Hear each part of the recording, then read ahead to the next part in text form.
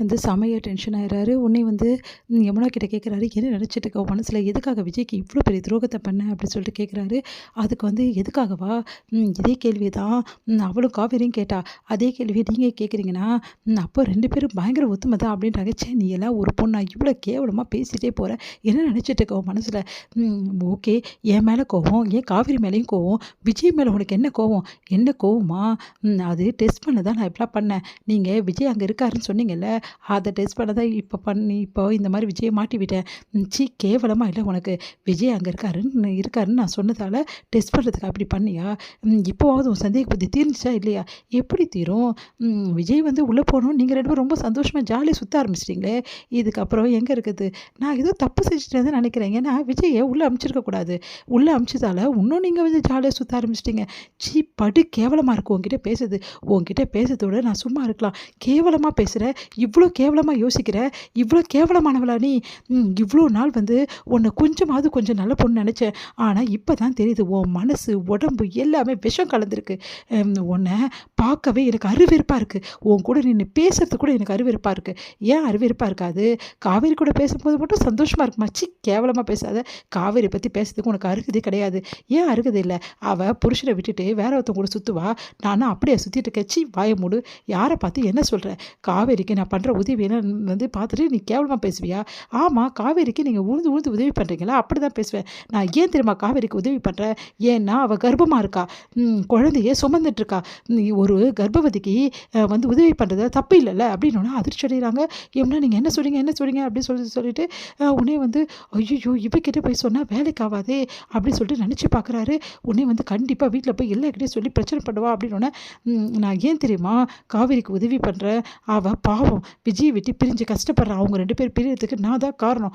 அதுக்காக தான் இப்படிலாம் பண்ணுறேன் அப்படின்னு சொல்லிட்டு வந்து வாய்க்கு வந்ததை வந்து சொல்லாமல் வந்து மாற்றி சொல்கிறாரு நிவின். அதை கேட்டுட்டு அவங்க 2 பேர் பிரிஞ்சதுக்கு நீங்கள் தான் காரணம்னு சொல்லிட்டு கில்ட்டியால் உதவி பண்ணுங்க. அதெல்லாம் கிடையாது. காவேரி மேலே இருக்க க்ரஷில் தானே பண்ணுறீங்க. காவேரியை எப்படியா அடையணும்னு நினைக்கிறீங்க, அதுக்கு தான் பண்ணுறீங்க. சீ, வாயை மூடு. உன்னை பார்த்தாவே என்னால் தாங்கிக்கவே முடியல. இப்படி ஒரு பொண்ணை நான் கூட இருக்கேன்னு நினச்சாவே எனக்கு அருவெறுப்பாக இருக்குது. இதுக்கப்புறம் இந்த வீட்டுக்கு வரதே நான் விட்டுறேன். இதுக்கப்புறம் இந்த வீட்டில் நீயே இருந்து வாழ். எனக்கு தெரியாது, உன்னை மூஞ்ச பார்க்கவே எனக்கு பிடிக்கல, நான் வரேன் அப்படின்னு சொல்லிட்டு கிளம்பி போகிறாரு. இதை பார்த்து வந்து தாங்கிக்கவே முடியல. அப்படியே பார்த்து டென்ஷன் ஆகிறாங்க. யமுனா வந்து யோசிக்கிறாங்க, பார்க்கலாம் எவ்வளோ நாள் இது நடக்குதுன்னு பார்க்கலாம். விஜய் உள்ளே போனோன்னே உங்கள் 2 பேருக்கும் குஷியாகி இப்படியே பண்ணிட்டு இருக்கீங்களா?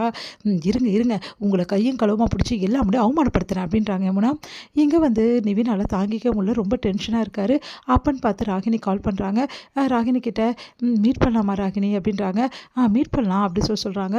ராகினி வந்து என்ன ஆச்சு நிவின், ஏன் ஒரே டென்ஷனாக இருக்க அப்படின்னோடனே என்னத்தை சொல்கிறதுனே எனக்கே ஒன்றும் புரியல அப்படின்றாங்க. என்ன ஆச்சு அப்படின்றாங்க. வேற என்ன, யமுனா ரொம்ப சென்சிட்டிவாக இருக்கா, நான் எங்கே போகிறேன் எங்கே வரேன்னு சொல்லிட்டு ஒரே பிரச்சனை பண்ணிட்டு இருக்கான்னு. அப்போ சந்தேகப்படுறாளா அப்படின்னும் சொல்ல முடியாது. எப்போ பார்த்தாலும் என்னை வந்து எங்கேயும் போகக்கூடாதுன்னு நினைக்கிறா, அவ கூடவே இருக்கணும்னு நினைக்கிறா அப்படின்னோடனே பரவாயில்ல, உனக்காவது அப்படி, எனக்கு வேறு மாதிரி இருக்குது, என்னத்தை பண்ணுறது அப்படின்னு சொல்லிட்டு இருக்கும்போதே கரெக்டாக வந்து ஃபோன் பண்ணுறாரு. அவங்க அப்பா ஃபோன் பண்ணோன்னே ராகினிக்கு வந்து முகம் மாறுது. அப்படி டென்ஷனாக பார்த்துட்டே இருக்காங்க. ஐயோ, நிவின் இருக்கானே, இப்போ என்ன பண்ணுறது அப்படின்னு சொல்லிட்டு கட் பண்ணி விடுறாங்க. உடனே நிவின் இதை நோட் பண்ணிடுறாரு. ஓ, உன் அப்பா கால் பண்ணுறாரா, அதான் கட் பண்ணி விடுறியா? அந்த ஆள் எங்கே இருக்கான்னு தானே எனக்கு கேட்ச் பண்ணி ஆகணும். ராகினி, நீ வேணால் பேசு, நான் இருக்கிறது உனக்கு டிஸ்டர்ப் பண்ணுறதா, நான் இப்போவே போயிடுறேன்னு. அதெல்லாம் ஒன்றும் இல்லை நிவின் அப்படின்னா. இல்லை ராகினி, நீ பேசு, நான் வரேன் அப்படி சொல்லிட்டு நான் சரி கொஞ்சம் நேரம் பொறுத்து நான் வந்து வரேன் அப்படின்னு சொல்லிட்டு பக்கத்தில் போகிற மாதிரி பண்ணுறாரு.